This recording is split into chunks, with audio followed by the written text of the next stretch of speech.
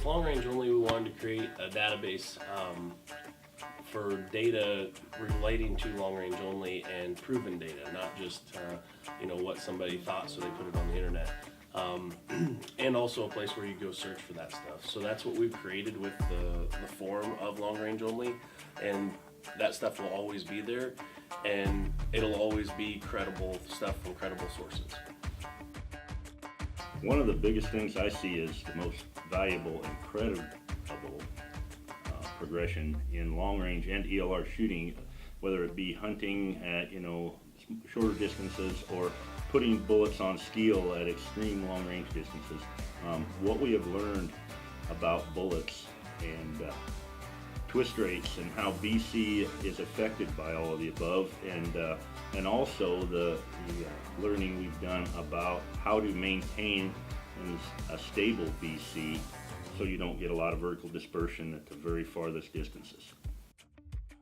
That's the neatest thing about long range shooting or long range hunting is it's down to the person. A guy that's only shot 100 yards, 300 yards is long range hunting for him or shooting.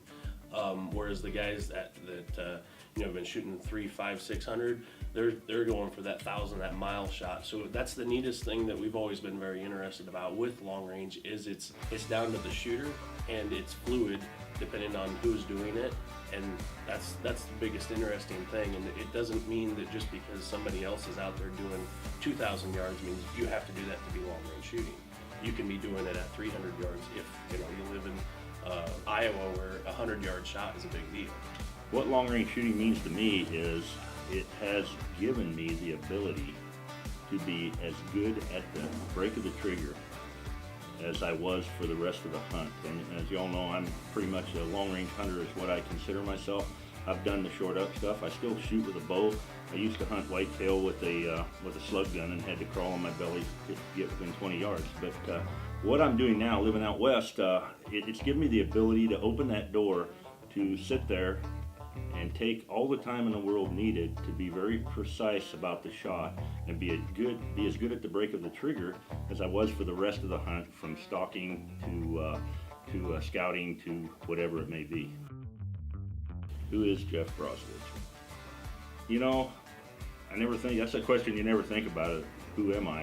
It's I guess I'm a guy that's always been involved in technical things from my racing days when I got a charge out of getting top performance out of a internal combustion engine and seeing how much I could pack into that and make it go to where we're at today, where we're always trying to optimize a rifle with ballistics and whatever it may be and get the precision downrange that we want out of that, and finding new things every day and doing so.